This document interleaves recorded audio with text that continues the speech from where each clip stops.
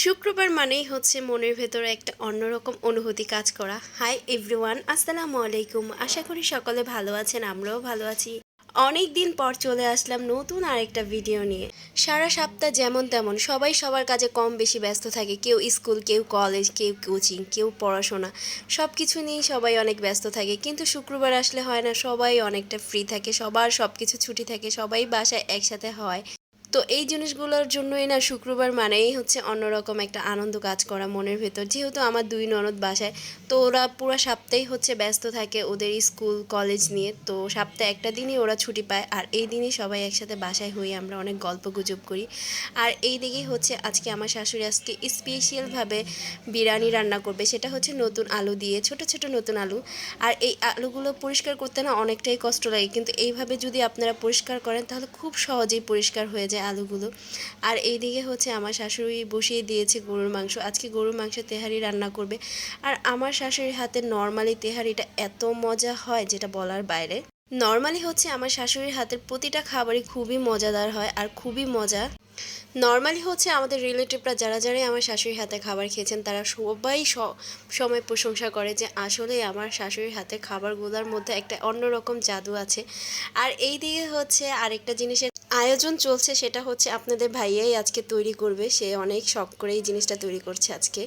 তো এইদিকে হচ্ছে বোরহানি তৈরির প্রস্তুতি চলছে, আর এইটা আপনাদের ভাইয়া খুব মজাদার করে বানায়। আর আমার কাছে তো তার হাতের বোরহানিটা অনেক ভালো লাগে। তো সে একা একাই সব কিছু করতেছিল, আর আমি পাশ থেকে বসে বসে তার থেকে দেখতেছি। আর সে আমাকে বলতেছিল তুমি শিখে রাখো। আমি আবার কি বলবো, আর সেটা বলেন।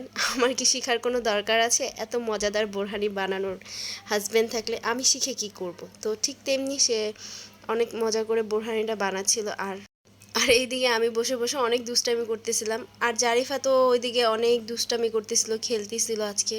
তার ফুপ্পিদেরকে অনেক দিন পর বাসায় পেয়েছে। অনেক দিন বলতে নর্মালি তারা একটু ব্যস্ত থাকে, তো আজকে সবাই যেহেতু ফ্রি, ফুপ্পিদের সাথে অনেক দুষ্টামি করতেছিল জারিফা। আর আমি এদিকে হচ্ছে ভিডিওটা করতেছিলাম। আসলে বোরহানির সাথে তেহারিটা না খুব যায়, আমার তো খুব ভাল লাগে। কার কার এরকম বোরহানির সাথে হচ্ছে তেহারির সাথে বোরহানি, কিংবা বোরহানি হলে তেহারি লাগবে, এরকম কার কার ভালো লাগে অবশ্যই কমেন্ট করে জানাবেন। আর ফুল রেসিপিটা যদি বোরহানির আপনারা চান তাহলে অবশ্যই আমি নতুন করে আরেকটা রেসিপি আপনাদের সাথে শেয়ার করব, কি কি লাগে বোরহানির মধ্যে। সত্যি বলতে বোরহানিটা খেতে আসলে অনেক মজার হয়েছিল, মনে হচ্ছিল বিয়ে বাড়িতে বসে বোরহানিটা খাচ্ছি আমি। আর একটু ঠান্ডা ঠান্ডা ছিল কারণ অনেকক্ষণ ডিপে রাখা হয়েছিল। খেতে আসলে খুব মজার হয়েছিল। Thank you my dear husband এত মজাদার বোরহানি খাওয়ানোর জন্য। এর আগেও অনেকবার খেয়েছি, তারপরে আবার নতুন করে তোমাকে ধন্যবাদ দিচ্ছি। তো এইদিকে হচ্ছে সে বোরহানি বানাচ্ছিল, আর আমার শাশুড়িরও রান্না প্রায় শেষের দিকে। আর নর্মালি এখন এত রান্নাতে এত সমস্যা হয়, কারণ ঢাকার মধ্যে যারা থাকেন তারা জানেন যে গ্যাসের যে কি সমস্যা হচ্ছে বর্তমানে। সকাল 9টা না বাজতে 8টা না বাজতে গ্যাস চলে যায়, একদম টিপ টিপ করে চুলার আগুন ধরে।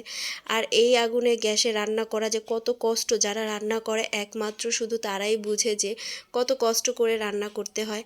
আর এই দেখেন এইদিকে হচ্ছে তেহারিটা দেখতে কত লোভনীয় হয়েছিল, আর খেতে তো আসলেই অনেক মজার হয়েছিল। আর শেষে হচ্ছে ঠান্ডা ঠান্ডা বোরহানি। তো ভিডিওটা আজকে এই পর্যন্তই ছিল। আশা করি সবাই ভালো থাকবেন, সুস্থ থাকবেন। আল্লাহ হাফেজ।